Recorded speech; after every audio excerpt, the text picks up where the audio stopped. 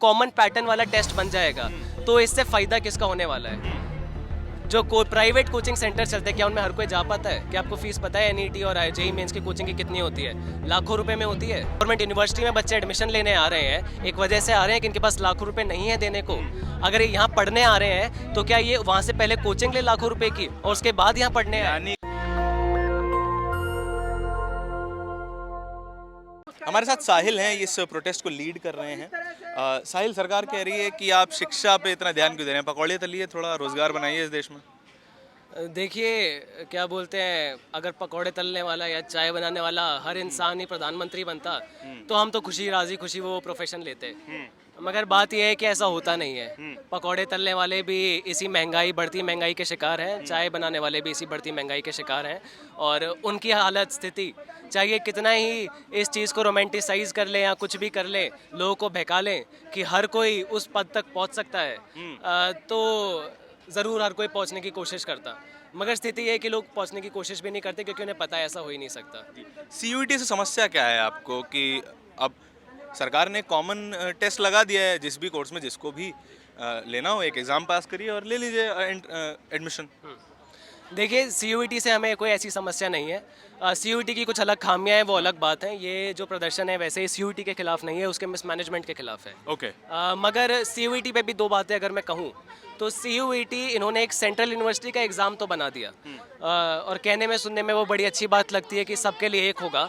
मगर इसके साथ अगर आप देखें कि जो एजुकेशन की फील्ड में जेएनयू में डीयू में जो एग्ज़ाम बनते थे वो वहाँ के टीचर उसे एक तरीके से बनाते थे कि जहाँ पे एक थ्योरेटिकल नॉलेज एनालाइज होती थी, जहाँ पे कई तरह की अलग अलग नॉलेज एनालाइज होती थी। क्वालिटी ऑफ क्वेश्चंस की बात कर रहे हैं। क्वालिटी ऑफ क्वेश्चंस होते थे जो वो एक अलग लेवल होता था। और जो सीयूईटी जो क्वालिटी लेकर आ रहा है इसको आप मीडियम टफ या कुछ भी किसी में भी आप कह लीजिए, मगर ये जो क्वेश्चन पेपर है ये एक यूपीएससी टाइप का, सर्विसेज टाइप का क्वेश्चन पेपर है जो कि एजुकेशन की फील्ड में एग्जैक्टली सही नहीं बैठता है। क्योंकि इसमें जिस तरीके जो छात्र 12वीं पास करके आए हैं उसको इतना मुश्किल पेपर कैसे दे सकते हो? वही चीज, एक तो ये है कि इतना मुश्किल बड़ा इल्जाम लगा रहे हैं आप। देखिए, एक तो ये है कि मुश्किल पेपर अगर बच्चे पढ़ भी रहे हैं तो इसमें हमें ये समझने की बात है, जब ये कॉमन पैटर्न वाला टेस्ट बन जाएगा तो इससे फायदा किसका होने वाला है? आप जानते हैं नीट का एग्जाम जानते होंगे, आप आईआईटी का एग्जाम जानते होंगे, जेईई मेंस, ये सारे एग्जाम्स में आज क्या खुल गए हैं? इनकी कोचिंग की दुकानें खुल गई हैं, क्योंकि ये सेम पैटर्न का एग्जाम है जिसका पैटर्न हर साल सेम रहता है, जो कि क्रिटिकल नॉलेज एनालाइज नहीं करता बट कि एक क्रैमिंग नॉलेज एनालाइज करता है, एक रटने वाली नॉलेज एनालाइज करता है। तो ये सेंटर बने हैं बच्चों को रटवाने के लिए। और आने वाले वक्त में सीयूईटी की, आने वाला वक्त तो मैं बहुत लंबा बोल गया, अभी आप देख लीजिए कि सीयूईटी के सेंटर खुलना शुरू हो चुके हैं। और ऐसे करते करते करोल बाग के इलाकों में, अलग अलग के डिस्ट्रिक्ट के इलाकों में हर जगह सीयूईटी के कोचिंग सेंटर बनेंगे। अब क्या बुरा है अगर टीचर्स ये पढ़ा रहे हैं इस क्वेश्चन पेपर या फिर इस एग्जाम के बारे में, तो बुराई क्या है उसमें? बच्चे जाते हैं, पढ़ते हैं, पढ़ना कोई बुरा बात थोड़ी है। सर जी, आपको ये भी मैं और कोई उससे रोजगार मिल रहा है किसी अच्छे टीचर को। जो प्राइवेट कोचिंग सेंटर चलते हैं क्या उनमें हर कोई जा पाता है? क्या आपको फीस पता है एनईटी और जेईई मेंस की कोचिंग की कितनी होती है? लाखों रुपए में होती है। अगर ये जो गवर्नमेंट यूनिवर्सिटी में बच्चे एडमिशन लेने आ रहे हैं, एक वजह से आ रहे हैं कि इनके पास लाखों रुपए नहीं है देने को। अगर ये यहाँ पढ़ने आ रहे हैं तो क्या ये वहाँ से पहले कोचिंग ले लाखों रुपए की और उसके बाद यहाँ पढ़ने आए? यानी कि इस एग्जाम की वजह से आप ये कह रहे हैं कि जो एग्जाम कॉलेज में जाने का जो एंट्रेंस है वो एक प्रिविलेज क्लास के पास चला जाएगा। बिल्कुल बिल्कुल। जो अभी जो गवर्नमेंट यूनिवर्सिटी में हमारे हर जगह से, देश के ऐसे कोनों कोनों से हर तरीके के बच्चे आते हैं, एक मौका बना के वो अपने 12th के बोर्ड्स में अच्छा परफॉर्म करते हैं, उसके बाद फिर यहाँ पे आते हैं, एडमिशन लेते हैं, पढ़ते हैं। अब आप देखेंगे अगर ये एग्जाम चलेगा तो फिर ये सारे प्राइवेट इंस्टीट्यूट जो लोग जाएंगे उन्हीं का हमेशा एक अपर हैंड रहेगा। ऐसा नहीं होगा, देखो कभी आइसोलेशन में चीज़ें नहीं होती है, जाहिर सी बात है कुछ कुछ बच्चे अभी भी आएंगे, मेहनत करके आएंगे, मगर एक अपर हैंड जो मिलेगा एक प्रिविलेज क्लास के बच्चों को, एक अपर क्लास के बच्चों को, वो इसमें बहुत क्लियर कट हमें नजर आ रहा है जी। ओके। आप न्यू एजुकेशन पॉलिसी के बारे में भी काफ़ी बात करते हैं, आपका संगठन काफ़ी बात करता है। न्यू एजुकेशन पॉलिसी में क्या समस्याएं हैं आपके हिसाब से? देखिए, न्यू एजुकेशन पॉलिसी जो है ये हमारा जो एक एग्जिस्टिंग एजुकेशन सिस्टम का अभी तक चलता आ रहा था उसको बदलने का काम करती है। अब ये जो बदलाव है, बदलाव से हमें कोई परहेज़ नहीं है, मगर ये अगर आप उसे बारीकी से पढ़ेंगे तो आपको उसमें नज़र आएगा, भले ही इसमें साफ साफ वो शब्द नहीं है, वो शब्दनाली का इस्तेमाल नहीं हुआ है, मगर ये जो उसमें जिस तरीके से एक जो नया सिस्टम ये डिफाइन कर रहे हैं, उस सिस्टम में जाहिर से साफ साफ ये दिखता है कि ये एक प्राइवेट एजुकेशन की तरफ गेटवे है, कि ये पब्लिक एजुकेशन को ख़त्म करके एक प्राइवेट एजुकेशन इंट्रोड्यूस करेंगे।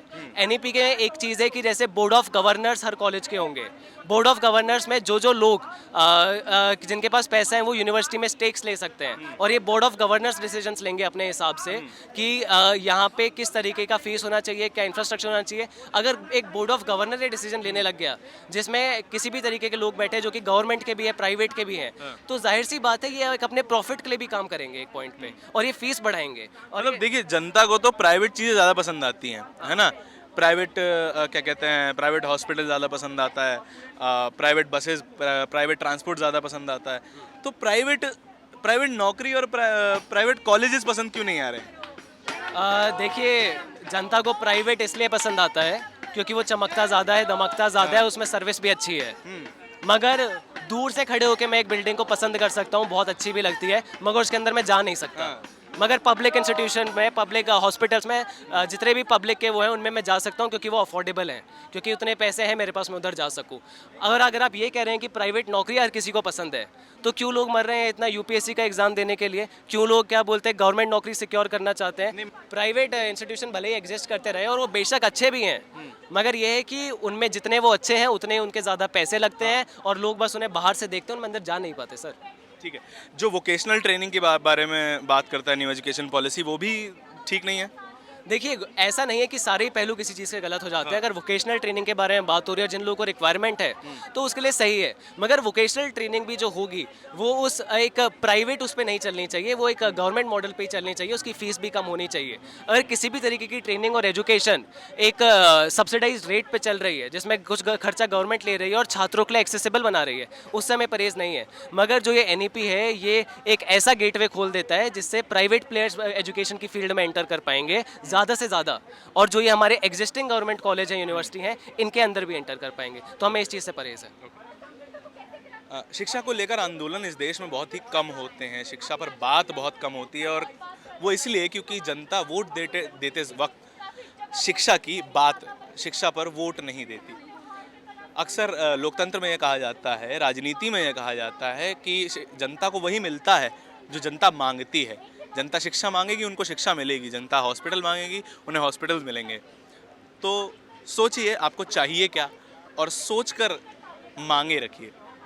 कैमरे के पीछे मेरे साथी आशीष के साथ नेशनल दस्तक के लिए धारण की रिपोर्ट। धन्यवाद। नेशनल दस्तक की आपसे गुजारिश है कि अगर इसको बचाना चाहते हैं तो नेशनल दस्तक को सब्सक्राइब करने के लिए रेड कलर के सब्सक्राइब बटन को दबाएं, फिर बेल आइकन की घंटी दबाएं। नेशनल दस्तक को बचाने के लिए बहुत ज़रूरी है कि हर खबर को शेयर करें, लाइक करें, कमेंट जरूर करें।